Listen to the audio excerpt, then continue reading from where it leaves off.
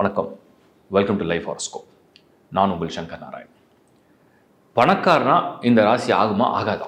மேஷ ராசி முதல் மீன ராசி வரைக்கும் 12 ராசி இருக்குது. சில பேர் சொல்கிறாங்க கடக ராசி கண்டிப்பாக பணக்காரர் ஆகிடுவாங்க. சில பேர் சொல்கிறாங்க மகர ராசி ஏழையாக தான் இருப்பாங்க. ஒரு சிலருக்கு ஒரு கருத்து இருக்குது, நம்ம அதை பற்றி போக வேண்டாம். இப்போ நான் என்ன சொல்கிறேன்னா, ஒரு ராசி அடிப்படையில் பணக்காரன் ஆவாங்களா, இல்லை அந்த சார்ட்டில் இருக்கக்கூடிய யோகங்கள் அடிப்படையில் ஒருத்தர் பணக்காரன் ஆவாங்களா? யோகங்கள் அடிப்படை தான் ஆவாங்கிறது உண்மை. பட் அந்த ராசி எதுக்கு எவ்வளோ தூரம் அதை இன்ஃப்ளூயன்ஸ் பண்ணும், எத்தனை மடங்கு கொண்டு போகிறதுக்கு அது இன்ஃப்ளூயன்ஸ் பண்ணும், என்னென்ன ரூட்டில் அதை எப்படி கொண்டு போகும், நான் ரொம்ப சிம்பிளிஃபை பண்ணி உங்களுக்கு ஒரு ப்ரிடிக்ஷன் கொடுக்குறேன். ஒவ்வொரு ராசிக்கும் தனித்தனியாக அதில் உள்ள அந்த பிளானட்டரி காம்பினேஷனை பேஸ் பண்ணி நான் உங்களுக்கு ஒரு ப்ரிடிக்ஷனாக கொடுக்குறேன். நீங்கள் எவ்வளோ பெரிய பணக்காரன் ஆவீங்க, எப்போதுலேருந்து ஆகிறதுக்கு வாய்ப்பு இருக்குது, அதே மாதிரி உங்கள் பர்த் சார்ட்டில் எது ரொம்ப முக்கியமாக இருக்கணும் அப்படிங்கிறத இந்த டேட்டா மூலமா நீங்கள் தெரிஞ்சுக்க போகிறீங்க. பார்ப்போம் தொடர்ந்து.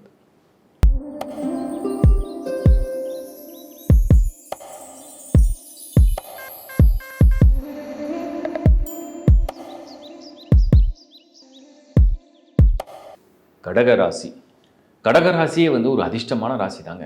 அது நான் பார்த்த வரைக்கும் கடகம் எது இருக்கோ இல்லையோ, நல்ல சாப்பாடு இருக்குது, ஏதோ ஒரு ஆதரவு இருக்குது, ஏதோ ஒரு உதவி கிடைக்கிது. இது கடகத்துக்கு ஒரு பெரிய பிளெஸ்ஸிங். இந்த கடக ராசியில் நீங்கள் பிறந்து உங்களுக்கு சந்திரன் டிஃபால்ட்டாக ரூலிங்கில் வந்துடுறாரு. ஸோ மனம் ஒரு உறுதியான ஒரு முயற்சியில் ஒரு தீர்க்கமான முயற்சியில் ஒரு உறுதியான மனநிலையோடு நீங்கள் இருக்கிறீங்க அப்படின்னு வச்சு ஃபிக்ஸ் பண்ணிங்க.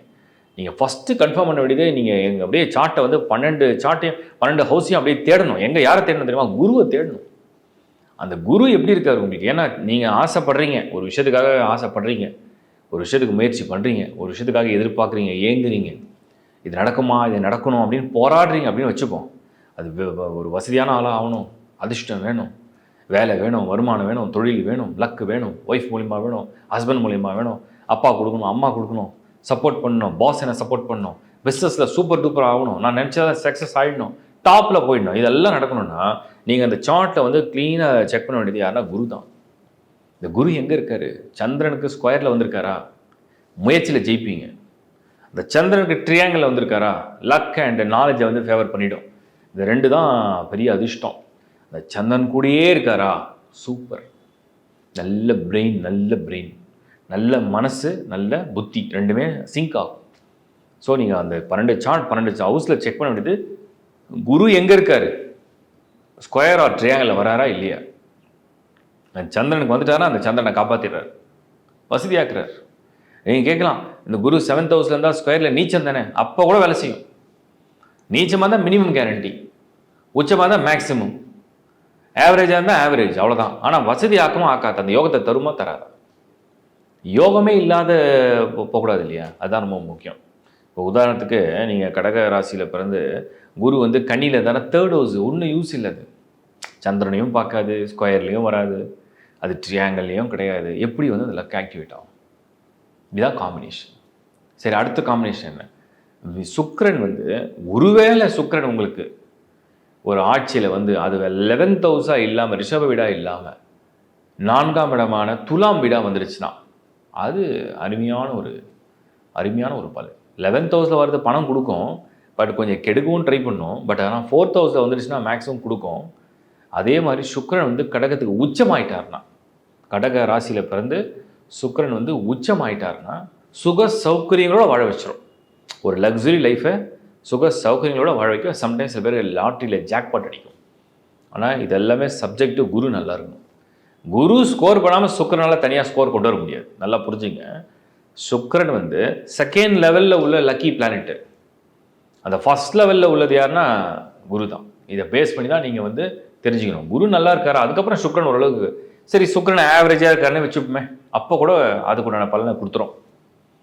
இப்போ நீங்கள் வேறு ஏதாவது நம்ம வெரிஃபை பண்ணோமா, அந்த சார்ட்டில் வேறு ஏதாவது லக் ஆக்டிவேஷன் வெரிஃபை பண்ணோமான்னு பார்க்க ஒன்றும் இல்லை. சில ரூல்ஸ் இருக்குது, அது என்னன்னு நான் சொல்கிறேன். இந்த சந்திரன் கடகத்தில் இருக்கும்போது கூட ராகுவோ கேதுவோ இல்லாமல் இருந்தால் சூப்பர். ராகு கேது இருந்தால் அந்த சந்திரனுடைய மனசில் அப்பப்போ அவநம்பிக்கையை கொண்டு வந்துடும்.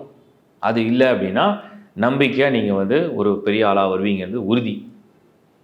மற்ற காம்பினேஷன் அதே மாதிரி குருவுக்கும் அதே ரூல் தான், சுக்கிரனுக்கும் அதே ரூல் தான். ரூல்ஸ் எல்லாமே என்னென்னா, அந்த ஆஸ்ட்ராலஜி படி, ஹாரோஸ்கோப் படி சந்திரன் எப்படி தனியாக இருக்கணுமோ அது கூட குரு இருக்கலாம், அது கூட சுக்கிரன் இருக்கலாம், அது மாதிரி மற்ற கோள்கள் வந்து தனியாக இருக்கிறது நல்லது. அதோட ராகுக்கு இது சேராமல் இருக்கணும், சனியும் சேராமல் இருந்தால் நல்லது. இப்போ அடிஷ்னலாக ஒரு இன்ஃபர்மேஷன் கொடுக்குறேன். இந்த சந்திரன் எனக்கு வந்து லிக்விட் கேஷாக வசதியாக இல்லை, நிறைய ப்ராப்பர்ட்டி வந்து வருது, பூமி யோகமாக வந்திருக்கு அப்படின்னா அதுக்கு வந்து அந்த செவ்வாய் தான் காம்பினேஷன்.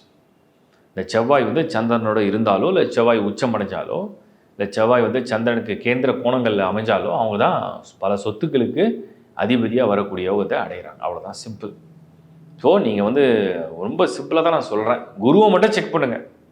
அது இருந்தாலே நீங்கள் மினிமம் கேரண்டி உங்கள் கையில் பணம் இருக்கும், வெல்தியாக நீங்கள் வாழ்வீங்க. Best wishes. இப்போ நீங்கள் பார்த்தது ஒரு பொதுவான பலன் தான். நான் வெறும் ராசி அடிப்படையில் அந்த எமோஷன் எப்படி இருக்கும், இந்த சந்திரனுக்கு எப்படிலாம் கோள்கள் இருந்தால் என்ன மாதிரியான ஓரளவுக்கு அதிர்ஷ்டத்தை கொடுக்கும், பொருளாதார வளர்ச்சியை கொடுக்கும், உங்கள் ஆர்வம் எப்படி இருக்குன்றத பற்றி மட்டும்தான் சொல்லியிருக்கேன். இதை தாண்டி நிறைய ரூல்ஸ் இருக்குது ஆஸ்ட்ராலஜி படி. உங்களுடைய பர்த் சார்ட் இருக்குது, லக்னம் இருக்குது, யோக கிரகம் இருக்குது, கூட்டணி இருக்குது, கேந்திர கோண யோகம் இருக்குது, தர்ம கர்மாதிபதி யோகம் இருக்குது, பஞ்சமகா புருஷ யோகம் இருக்குது, சந்திரனுக்கு சூரியனுக்கு அனபா சுனபா யோகங்கள் இருக்குது, நிறைய இருக்குது. அதனால் வந்து இது வந்து ஒரு ஜென்ரலாக ஒரு வியூக்காக கொடுத்துருக்கேன். ஸோ உங்களுக்கு வந்து ஒரு கிளாரிட்டி வேணும்னு நினச்சிங்கன்னா நீங்கள் எப்படி இதை புரிஞ்சிக்கலாம்? ரொம்ப சிம்பிள். ஃபஸ்ட்டு உங்கள் பர்த் சார்ட் கையில் இருக்கான்னு பாருங்கள். ஜனன ஜாதகம் இல்லாதவங்க lifehoroscope.in போய் அப்ளை பண்ணி எடுத்துங்க. ஸோ பர்த் சார்ட் கையில் இருக்குது. பர்த் சார்ட் கையில் இருக்குன்னா நீங்கள் செக் பண்ண வேண்டியது இப்போ எந்த ராசி, அந்த ராசிக்கு சந்திரன் இங்கிலீஷில் வந்து 3 போட்டிருக்கோம், அதோடைய செகண்ட் ஹவுஸை பாருங்கள். உங்கள் ஆர்வம் எங்கெல்லாம் இருக்குது, நீங்கள் எப்படி பணம் சம்பாதிக்க போகிறீங்க, நீங்கள் எப்படி தொழில் செய்ய போகிறீங்க, எந்த விஷயத்தை ரொம்ப ஆர்வம் அதிகரிக்குது அப்படிங்கிறத கிளியராக காமிக்கும். அதுக்கப்புறம் நீங்கள் செக் பண்ண அடிப்படையில் சுக்கிரன் குரு இவங்க தான் பொருளாதாரத்துக்கு முக்கியமான கோள். குரு வந்து ஒரு நிலையான வருமானம், சுக்கிரன் வந்து அதிர்ஷ்டம், ப்ளஸ் வந்து அவருக்கு வந்து திடீர் அதிர்ஷ்டம், பார்ட்னர்ஸ் மூலியமான லக் ஃபேக்டரை வந்து சுக்கிரன் ஆக்டிவேட் பண்ணும். ஸோ சுக்கிரன் எப்படி இருக்குது, குரு எப்படி இருக்குது, இந்த ரெண்டுத்துடைய காம்பினேஷன் எப்படி இருக்குது, பொருளாதாரத்துக்கு வசதி. அதுக்கு அடுத்த ரூல் என்னென்னா உங்களுடைய லக்ன அடிப்படையில் அந்த யோக கிரகங்கள் தனாதிபதி ப்ளஸ் யோக கிரகங்கள் வலுவாக இருக்காங்களா, அப்படி இருந்துட்டாங்கன்னா நிச்சயமாக உங்களை வந்து வசதி ஆக்கிடும். சில பேருக்கு திடீர்னு ஜாக்பாட் மூலிமா கிடைக்கும், அதுக்கெல்லாம் சில காம்பினேஷன்ஸ் இருக்குது. ஸோ ரொம்ப எளிமையாக நீங்கள் செக் பண்ண வேண்டியது whether we will have money or not. கடன் வந்தால் கூட சில பேர் வந்து பயந்துடுறாங்க, பட் கடன் நிலையாக இருக்கும்னு சொல்ல முடியாது. அந்த கடன் திடீர்னு மாறிடும், அது பெரிய திடீர்னு வசதியாக மாறுவாங்க. சில பேர் நல்லா வசதியாக இருந்து திடீர்னு ஏழையாக மாறுவாங்க, சறுக்குவாங்க. ஸோ இதெல்லாம் எப்படிப்பட்ட காம்பினேஷன்றதை நம்ம இன்னும் அடுத்தடுத்த வீடியோ டீட்டெயிலாக பார்க்கலாம். ஸோ இப்போ உங்களுக்கு வசதியாக இருப்பீங்களா, ஒரு நல்ல வெல்த்தியாக இருப்பீங்களா, எவ்வளோ தினம் அது அக்குமுலேட் ஆகும், எத்தனை மடங்கு உயர்வடைவீங்க அப்படிங்கிறத உங்கள் சார்ட்டில் நீங்கள் கண்டுபிடிக்கணும்னா சில சின்ன சின்ன டிப்ஸ் தான் நான் கொடுத்துருக்கேன். தொடர்ந்து பாருங்கள், லைக் பண்ணுங்கள், சப்ஸ்கிரைப் பண்ணுங்கள், உங்கள் நண்பரோட ஒருவரோட ஷேர் பண்ணுங்கள். மீண்டும் ஒரு நல்ல வீடியோவில் உங்களை சந்திக்கிறேன். Bye from Shankar Narayan. வணக்கம்.